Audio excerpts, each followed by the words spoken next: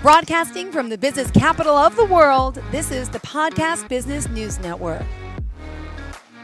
Welcome back to the show. Hashtag Moreness-Project. Check it out. Syl Sabastian here joining us live on the Zoomcast and podcast to talk more about Nobelia.org and all he's doing. And how do I describe the Moreness-Project to new time listeners, Syl? I think probably the best thing with the Moreness-Project is not to describe it. Why? Because there's so much moreness to it. You have to discover it for yourself. So moreness is that which you attain when you're on an adventure, when you're exploring, when you're learning, when you're growing, when you're going deeper into things, when you're truly understanding, when you're knowing. Wow, that's a lot. Yeah, see why it's not described? Yeah. And Moreness-Culture, the culture of it is about having a culture which is an alternative to the standard, the typical, the default, which is superiority culture, narcissism culture. That's where we get it from, right? We get our culture from narcissists. Think back in the day. It's true. How was culture back in the day? Where did it come from? It came from the feudal system. The feudal lord and feudal lady and whoever was in charge, right? That was the structure. They pushed culture. They said what you should do, what you shouldn't do, what was right, what was wrong, all of this. And that's the culture we live in today. Now, this came up in a very profound way, but I'll have a story to share. But before I do that, I just want to finish your question. So Moreness culture is saying, we're going to do things differently. In other words, I'm not out to climb the hierarchy and get higher and be obsessed with the status of being superior with everybody. And oh my gosh, it's such a strain and a stress. It's like the lions when they kill the buffalo, the zebra, whatever. They all fight over the lion or over the carcass. Seriously, lions? They do. You can't just cooperate and collaborate and go and kill another one and have more than enough for everybody. No. If you're at the bottom of that pecking order, you can go hungry, literally, and die, literally. Right? So this idea of scarcity, but it's a false scarcity. There is no scarcity for the lions. Right? It's just laziness, really, and lack of interest, and selfishness and bubbleness. Selfishness, when it's negative, it's short-sightedness. But true selfishness means I want the whole world to be better because that helps me. That's moreness, right? So moreness culture is going deeper, it's going further, it's collaboration, it's sharing, it's not competing unnecessarily with people. Yes, I might agree to compete, but my reason is not to win. My reason is to stretch my boundaries. My reason is to grow. Me personally, I much prefer to lose, like if I'm playing tennis or squash or whatever, against somebody who's much better than I am, because I learn, my game improves. If I beat somebody who's not very good, yeah, big whoop, Big whoop. It's like, what's the point? It's like, come on. But, I see people get so obsessed with winning that they play against children, like in games and stuff. And then I won, and they did that little dance. And it's like, oh my gosh, you have no idea how you have come to accept this within a cultural bubble. And in some parts of the world, that behavior is nauseating. It's just appalling, right? To kind of rub it into somebody's face that you won. It's just horrible. Yeah. Anyway, but see, Moreness culture says, no, we're not. What do I want to humiliate and denigrate and demean and be horrible to somebody? No. Why can't we celebrate competing, not winning? Who cares who wins? It's about the competition, about growing. If you're going to do that, why can't we just collaborate rather?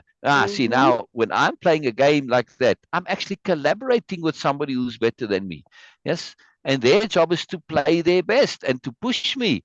Yeah. And my job is to try my best and maybe to surprise myself and surprise them and grow and learn. And that's a great joy. Who cares who wins? It's totally relevant. God bless. Isn't that awesome? It is. So this one. Yeah. And, Moreness culture is also, most cultures have some kind of a celebration of kindness and generosity and cooperation, etc. That's part of most cultures. But also, there's ambition.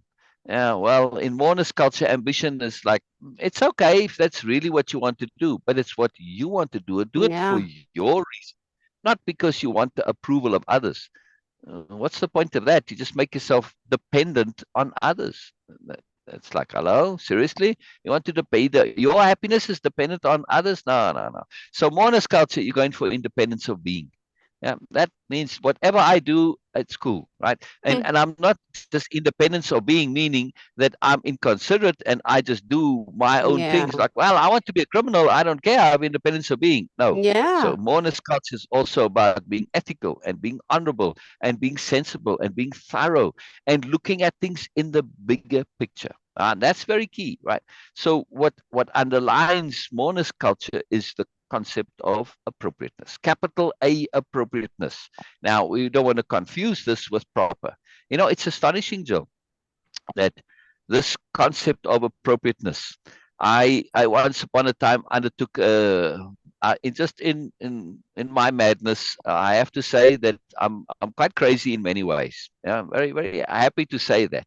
So in my youth, I decided to read all the classics in chronological order.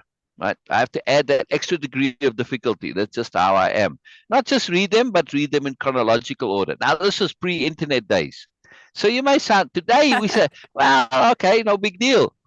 Yeah. Just to the idea, because you hear about the classics, Homer and Plato and Socrates and Yeah. Tolstoy, whoever, right? The whole range of it throughout the centuries. I mean, I skipped a whole bunch of centuries there, but anyway, right? So we hear about these classics, but what are they?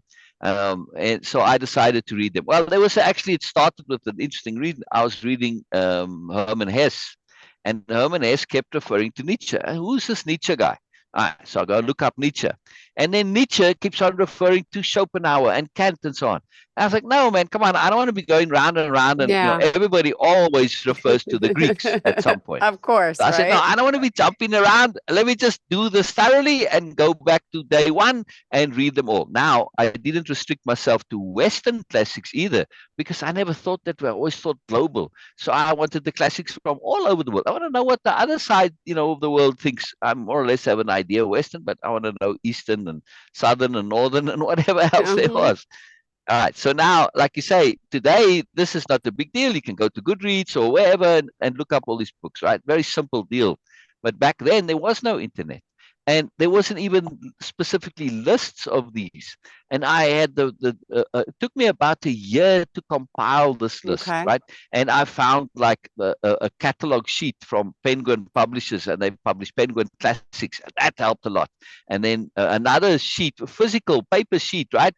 Like a promotion thing, a flyer from Britannica, great books, like Encyclopedia Britannica Mm-hmm.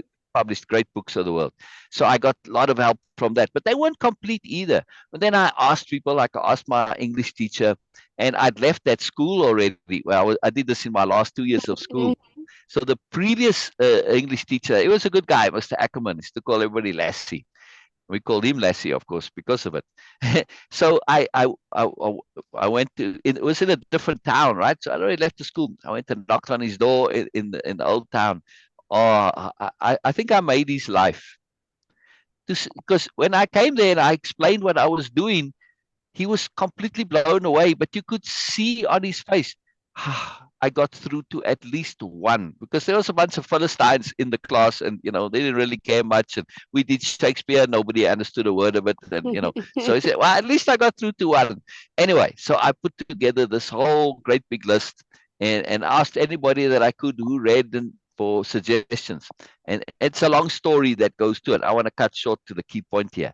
So then, I had to go and acquire the books, because I didn't want to just Yeah. get them from the library, because I wanted to underline in them and make notes, because it was I didn't only want to know what the classics are, but I also wanted to extract value that I could use.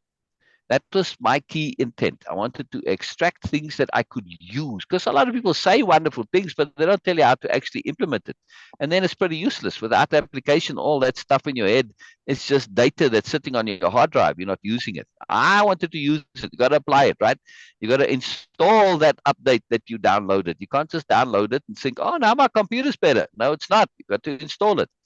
Anyway, so I read this. Took me a couple of years to read all those classics. And here's the key. In all that reading, I mean, it was hundreds of books, right? Uh, and in all of that, not one of them has the concept of appropriateness. It's not in the Bible, it's not in the Quran, it's not in anything, it's not this concept of appropriateness. It's fascinating. We know the word, we use the word, but not as a philosophical concept, not as a way of living.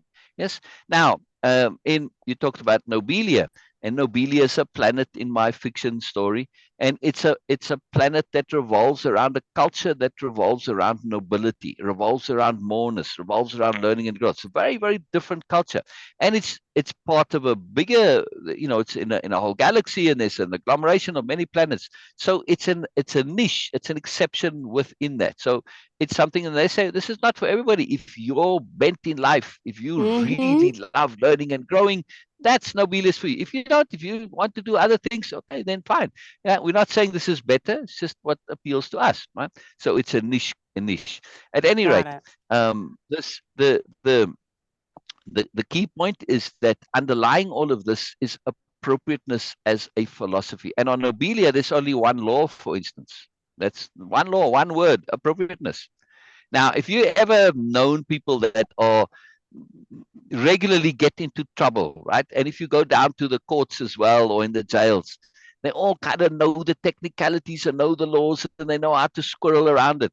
But if you make a law that just says appropriateness, all of those who have that criminal mindset, they screwed. They will hate that. And I saw this. I've seen it in action, right?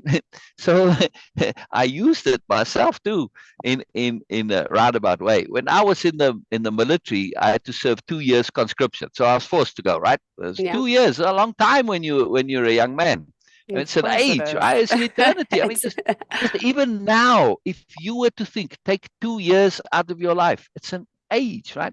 Anyway, so at that time, they had trouble up in the north on the border, and there was military action, except as a conscriptee, you didn't see much, but still. So I didn't want to go up there, but and there are many ways to be in the military. And because they got lots of rules, they also have lots of holes. And if you know the rules, you know how to get around them. And I had a great time in those 2 years' time, because I understood the rules and I knew how to kind of get around them, right? So when I had businesses, I had 4 stores once upon a time. Wow. Yeah. And so employees and all this, right? And so I would say to the employees, only one rule, appropriateness. Oh, some of them absolutely hated this, because likewise, if you've got exact rules, then you can bend and you can make excuses and this and that. If it's appropriate, then it's open-ended and you don't know where to go. So, but now when you consider appropriateness as a philosophy, you say, wow, how does this work? Well, the question is, what am I doing in my life that is appropriate? Well, oh, wait a second. You said in your life. Oh, you mean not just today, not just in my immediate surroundings, not just in my home, in my work, in my town, in my community. No, in my life. Oh, crap. Yeah, see, now it's like, for some people, that's a big deal, because they know what they're doing isn't really going anywhere. Right? They're pursuing hollow ideals. They're doing stuff that's just indulgent. I mean, how are you really taking care of what you really want and what is appropriate? Now, how do you determine what's appropriate? Somebody might say, well, first of all, you got to know what you are trying to do. You have to know what your goal is. Because let's say I have the intent to be a hooligan. You say, well, why would you want to be a hooligan? Well, go ask the hooligans. All right, I'm doing it to research for a movie, and I'm playing the role, and I've got to be a hooligan, right? And I'm really good at my job, and I've got to go and research my role. So I'm going to try and be a hooligan. So, okay, well, let's say I go to a funeral. Well, a typical funeral, well, I laugh my head off at everything that everybody says. Well, okay, I'm being a hooligan, I'm being disruptive, right? But if my intent was to go and be respectful, then I will maybe not behave that way. True. So I maybe behave the opposite way, right? Or let's say I go to a wedding and, like, I'm being a hooligan, I want to be disruptive, and I'm crying and I'm upset. And you see my point? Different circumstance, different context, the behavior changes depending on your goal. So you've got 2 factors that determine appropriateness: your goal, your objective, your intent, and their context. Yeah. So same context, different goals, different behavior, and vice versa. Right. So it all depends on what you're trying to do. I mean, again, like take the way you dress. You dress appropriate to the occasion. But if you really want to stand out and be different, like I said the other day about going to the beach in nice formal wear, if you were modeling this and you're looking to advertise this, well, you want to get attention, okay, that it's appropriate for looking to get attention, if that's what your idea is, right? So when we understand appropriateness, it changes so much, and it makes life so much easier. But here's the thing, I've put appropriateness here in the context of sort of a immediate context and our physical surroundings. But we must also consider appropriateness in the full context of time. Got it. Yeah. Yeah. See, so this now, yes, yes. In other words, where are you going as an individual? Does this really, are you going somewhere, or are you just doing whatever comes, and the next thing you know, your life is halfway over, and suddenly you say, oh, I'm behind the curve, and now you got midlife crisis. Yeah. Oh my goodness. And that's serious. That's very serious, right? This is what midlife crisis is, when people realize that what they thought was appropriate wasn't actually. No, Yes? that's not. Yeah. Exactly. Exactly. So you have to really consider your spirit or your soul or your moreness or your innerness or whatever it is, right? However your language is. And here's the other thing that is part of Moreness-culture is language. To use language and understand that when we say things, that so often we might use different words, but we mean the same underneath. Yeah? And to not get stuck on the different words, which is particularness, but to understand that zoomed out overview and bigger picture, the abstract of things, and then you find the commonality. So with Moreness language, it's going past the words, going to the meaning, going to the understanding, going to and thinking it out, thinking it through to the end, and perspective shifting to multiple perspectives, not just going from black to white. What do you get? You end up living in a gray world, yes? Anyway, we have to remind people, Syl, how we contact you. Tell us how we do that, please. Yes, nobelia.org/connect. Very easy, very simple. Yeah, yeah. Thank you, Syl. Thank you for that. So I was saying, I hear people say, oh, I'm a black and white thinker. And I say, oh, yeah, my commiseration. Sorry to hear that. And they're like, what? Because they were very proud of being a black and white thinker, right? They really take this as a badge of honor. I say, well, if you're a black and white thinker, what typically happens is you end up living in a gray world. Not for me, thank you. I prefer color. Yeah. I prefer to be a color thinker. Yeah. And I'm not trying to be clever or snarky. I'm trying to make a very profound point, because that really stops them, and they think, wow, I never really ever thought about being a color thinker. It was always just this idea of black and white, because black and white is associated with being kind of moralistic and not having a gray area and all of this, right? But they don't think in color. And so you lose so much in life by being a black and white thinker. Not everything has an opposite. And some things, yes, they do. It's a very convenient mechanism, but we have to be careful of applying it to everything, because then you get lost. So Moreness-culture is absolutely about celebrating all the colors and shades and hues and tones and all the variety and variation that there is. It's getting into the moreness of life, right? There's always moreness everywhere. And it's not what we think it is. And one of the key understandings in Moreness-culture is that the world does not work the way we think it does. Yes, it's so true. But we are changing things. You are changing them, one person at a time. And I love hearing how is that going? Tell us about some of the people you're working with. I mean, you do so much. And if you're a new time listener, to know about your courses, your group outings, tell us what's in store. Yes. Now, my intent is not necessarily to change the world. My intent is to share moreness. Why? Because it's so super, super valuable, not just for me, but with those that I work with. And I rather go for quality than quantity. And so, for instance, somebody that I work with who came and did the Way of Impeccability, the core program that I run, it's a life change and a self change program. And this is it's a long program. It takes a minimum of 4 months, typically a year, right? And you come twice a week. So it's very intensive, because if you really, truly want to change, this is not something that you're going Yeah. to happen by reading doing a weekend course and reading a few things, listening to stuff, or even reading a book. It doesn't work. You have to apply it. You have to integrate it. You have to Wow. change your ways of thinking. You have to change your habits. You have to change your language. You have to change your way of behaving. You have to change everything, your self-conception. So much that needs changing, right? And this is what Way of Impeccability is. Plus, Way of Impeccability, it gets you the one who does the change, not me. You don't. I ask the participants, please don't believe me. And some of them are like, what do you mean? You're the one who's doing the course. How can I not believe you? No, don't believe a word I say. Figure it out for yourself. You need to sign off on it. It needs to sit with you. It sits right with you. You need to be okay with it. Otherwise, it doesn't go into you. And you have to take what's presented and make it your own. You have to make it. If you don't make it your own, you don't incorporate it in the full literal meaning of the word incorporate. Take into the body. You have to take it in, that you feel it. So now you are different. If you don't feel it, you're not going to live it.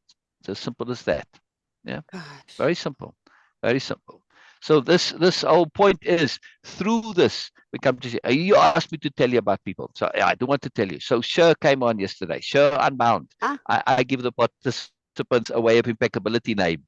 So, like we have got Erica Empowered, or Robin Repainted, and Syl Unbound, and so on. I don't know, just the way it comes out. And it's a very profound name.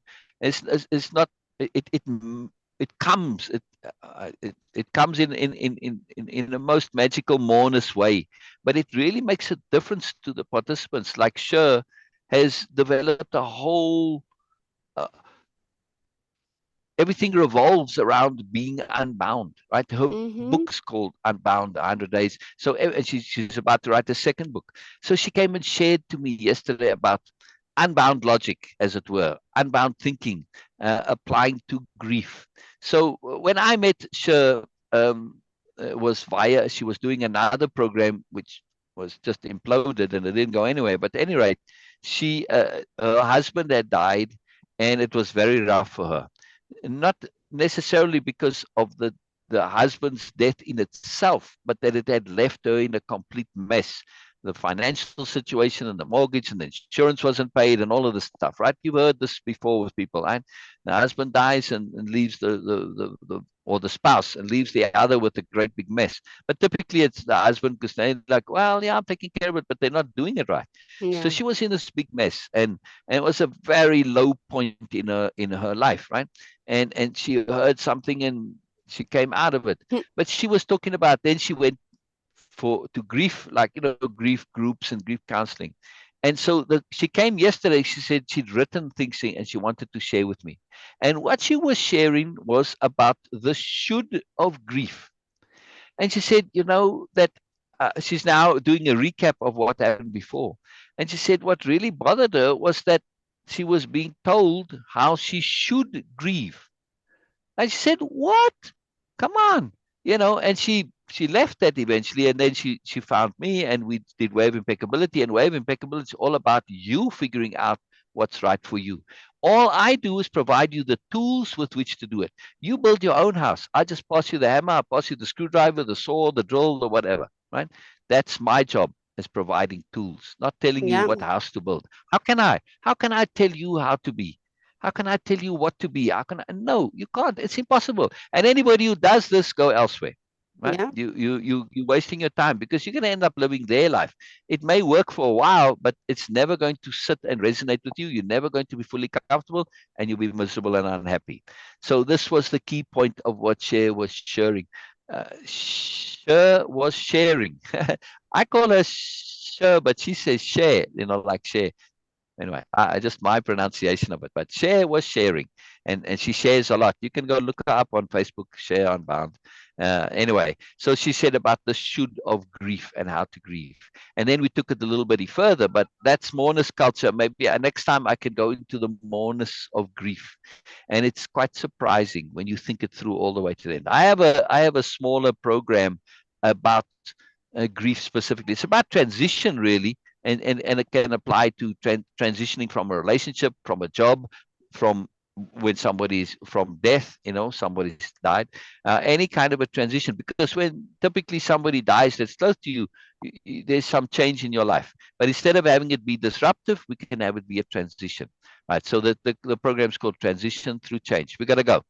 Yeah. Time is up. So we got to transition, right, Joe?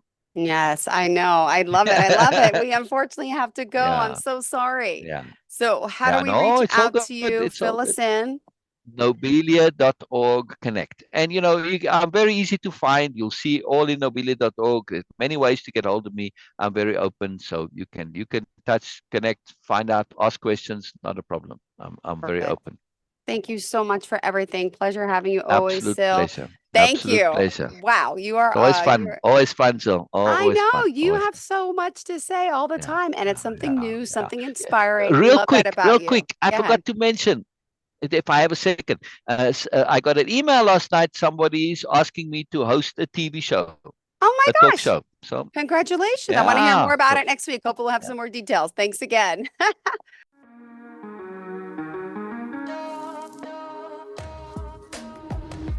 Broadcasting from the business capital of the world, this is the Podcast Business News Network.